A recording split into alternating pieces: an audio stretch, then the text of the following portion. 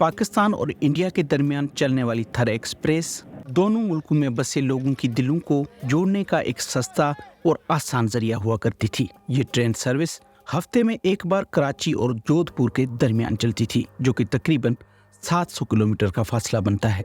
होता यूं था कि भगत की कोठी जोधपुर से निकलने वाली ट्रेन पाकिस्तान में 0 पॉइंट खुखरा पार, जबकि पाकिस्तान से जाने वाली ट्रेन इंडिया के मोनाबाउ स्टेशन पर रुकती। वहां से मुसाफिर मकामी ट्रेन पकड़कर अपनी मंजिलों की जानिब रवाना होते। इस ट्रेन को खुखरा पार मोनाबाउ ट्रेन भी कहा जाता था। पाकिस्तान के मशरिक में इंडिया से लगने वाले 2912 किलोमीटर लंबे इंटरनेशनल बॉर्डर पर तारीखी तौर पर 4 ऐसी पॉइंट्स रही हैं जहां से दोनों अतराफ के लोगों का आना जाना होता रहा है।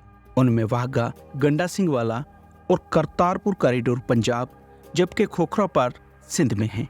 इस वक्त सिर्फ एक वाघा बॉर्डर फंक्शनल है, जबकि करतारपुर कॉरिडोर सिख यात्रियों के लिए पूरा साल खुला रहता है। थर एक्सप्रेस पहली बार अंग्रेज दौर में सिंध मेल के नाम से मुंबई और कराची के दरमियान शुरू हुई, जिसका मकसद राजस्थान और इंडिया के मुख्तलिफ इलाकों को कराची पोर्ट से जोड़ना था। क्योंकि राजस्थान में बार बार कहत आते थे, उसलिए लोग गंदम, चावल और दीगर अनाज लेने यहाँ आते थे। इस रेल को राजा की रेल भी कहा जाता था, क्योंकि जोधपुर रियासत के महाराजा उम्मीद सिंह ने इंडियन रेलवे को इस ट्रेन की पटरी बिछाने में मदद की थी। तकसीम हिंद के बाद ये ट्रेन हैदराबाद से जोधपुर तक चलती रही, लेकिन 1965 में पाक भारत जंग के बाद उसे बंद कर दिया गया। 41 बरस के बाद 17 फरवरी 2006 को थर एक्सप्रेस को दोबारा चलाया गया, लेकिन 2019 में मोदी सरकार की जानिब से कश्मीर की खुसूसी हैसियत को ख़त्म करके हिंदुस्तान में जम करने के बाद दोनों मुल्कों के दरमियान बिगड़ते ताल्लुकात के पेश नज़र ये ट्रेनें बंद कर दी गई। आज सुबह मैं न्यूज़ देख रहा था, जिसमें उन्होंने बताया कि शेख रशीद साहब ने कि आज ये थर एक्सप्रेस बंद की जा रही है।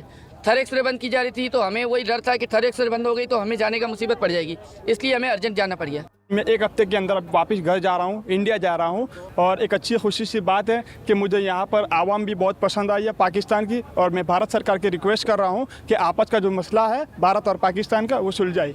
सहरा थर तकरीबन 2 लाख स्क्वायर किलोमीटर पर फैला हुआ है, जिसका 85% इंडिया और 15% पाकिस्तान में आता है।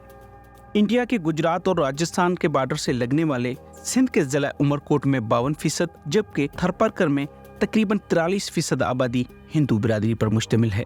लेकिन यहाँ के न सिर्फ हिंदू बल्कि मुसलमान बिरादरियाँ भी सदियों से सरहद के उस पार लोगों से रिश्तों में जुड़े रहे हैं। ये ट्रेन बंद होने के बाद उनका एक दूसरे के यहाँ आना जाना बहुत मुश्किल बन गया है।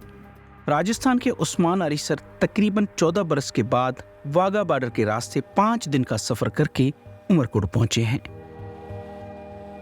बस से मुझे 100 माल गुजारी हो 4-6 महीना थी हो, वो उधर खाई दे रहा है। मुझे इतने रिश्तेदार मुझी भेण वॾी जमार जी है, हाँ नहीं सारा मुझा रिश्तेदार नानाणो है, इन खे मिलण जे वास्ते ज़रूरी इन जे लाइ बस 10 बजे आयुसि इन रस्ते थार एक्सप्रेस में। रात जो 10 बजे जोधपुर का चढ़ियासीं, ॾिसमली रात 10 बजे 11 बजे पहुची वियासीं बेपुर ख़ासि। हींअर सां मां आयो 5 ॾींहं जो रस्तो हुयो, इहा वाघा वारो रस्तो हुयो, 5 ॾींहं मां पहुतो आहियां। ख़र्च तो ईअं घणो थी वियो, टाइम भी घणो लॻो। उमरकोट के रहायशी भौम सिंह सोढो एक सरकारी मुलाजिम और दरमियानी दर्जे के काश्तकार हैं। वो इस वक्त वीडियो कॉल पर अपनी अहलिया और बेटी से बात कर रहे हैं, जो कुछ महीनों से राजस्थान में हैं। कि मेरी शादी वहाँ इंडिया में हुई है, तो मेरे ससुराल भी वहाँ है। मैंने 10 में की आज 14 साल हो चुके मेरी शादी को। अभी 14 साल हो गए मैं वापस नहीं गया हूँ इंडिया, और अभी मेरे घर वाले भी वहाँ हैं, मेरी बेटी भी वहाँ है।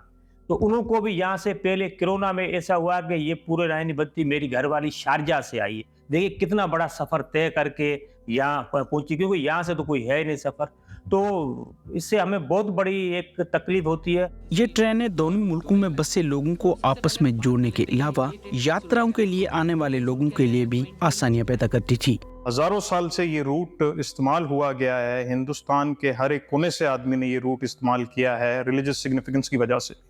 हमारा अमरकोट के अंदर यहाँ पे शिव मंदिर है, यहाँ पे यात्री पहले आके अपना डेरा लगाते थे, यहाँ से फिर ठट्ठा जाते थे, वहाँ पे माता जी का मंदिर है, वहाँ से फिर कराची के शिव मंदिर जाते थे, अपनी शिवरात्रि का फेस्टिवल मनाते थे और फिर नवरात्रियों के लिए वहां से हिंगलाज, जो आज नानी मंदिर कहा जाता है, लसबेला कहा जाता है, वहां तक जाते थे।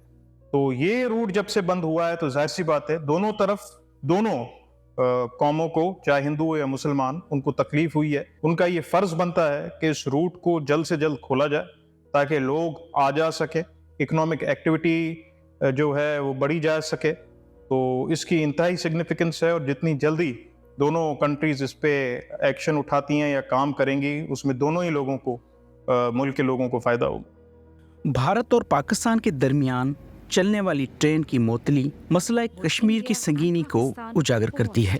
दूसरी जानिब सरहद के दोनों जानिब लोगों को दरपेश मुश्किलात को भी उजागर करती है। इसलिए जरूरी है कि सफारती दबाव के मुतबादल और तामीरी रास्ते तलाश किए जाएं। उससे हम न सिर्फ दोनों अतराफ के लोगों को दरपेश मुश्किलात कम कर सकते हैं, बल्कि दोनों मुल्कों में हम आगे की राह भी हमवार कर सकते हैं।